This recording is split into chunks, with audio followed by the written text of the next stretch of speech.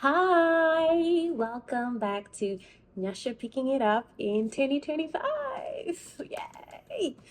Okay, today I'm going to be talking about my plan to increase my muscle mass in 2025 by 15 pounds. Okay, so let's address the elephant in the room. I know 15 pounds is a lot, and they're bodybuilders or they're athletes who tried to hit such a goal and it's hard. And I was just like, why limit myself to like, I don't know, 2 pounds? So I did my research and it turns out you can grow from like, I don't know, 0.2 pounds to 2 pounds a month maximum, which means maximum maybe 24 pounds a year.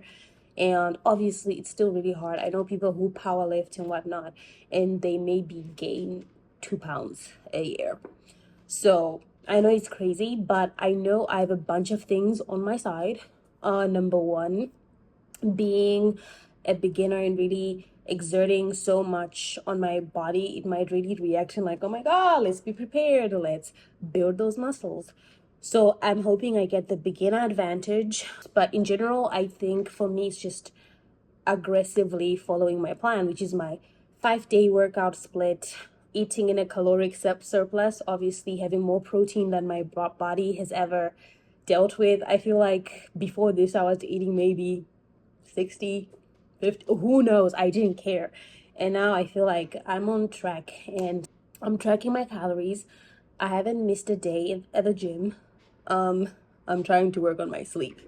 So I am going pretty aggressive with everything, which is funny because when for those who don't know, I went to get my body composition scan, and that's where I found out I basically am fighting for my life. I have a lot of fat.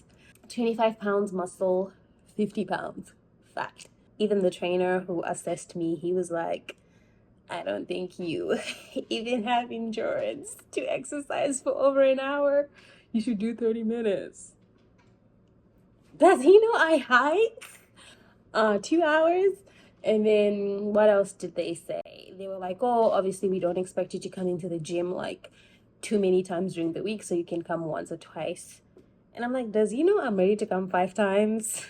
Period. So the good thing about seeing that the fitness evaluation was they made me realize that my core is not strong, and I need to do more cardio, because I thought, obviously skinny fat people, it's like, yeah, you have to just lift weights and whatnot, but also you have to do cardio as well. Okay, so 5-day workout split, that is 3 days lower body, 2 days upper body. So any muscles of my body that are going to give me a chance. Interesting thing to note is I'm tracking my progress on the three main compound exercises. So we've got the squats, which target lower body muscles, some upper body. We've got the bench press, which targets obviously upper body, triceps, biceps, chest. We've got the deadlifts, which target obviously lower body and some of the back. So those are some of the three main powerlifting exercises or movements. I don't know what they're called. And so instead of tracking like leg extensions, hamstring curls, he did like everything. Those ones I'll kind of see how my body feels. Like if, the last 2 reps are tough enough. But the ones that I'm actually tracking end of year results are the squats, the bench presses, and the deadlifts. Yeah. So I guess I am gonna see the progress over time. For now, like obviously there's not a lot of gains going on, but one of the things that we know is that the more you work out, the more vascularity you get. It's not really showing here, but I basically started to see my veins pop a little bit more.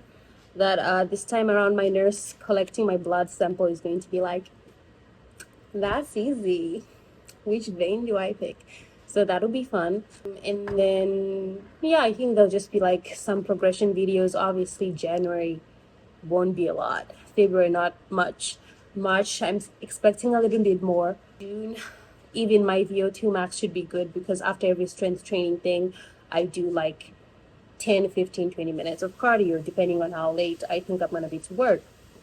By the mid-year, I need to see an improvement in VO2 max, and then I need to see an improvement in, maybe I'll get another in-body scan.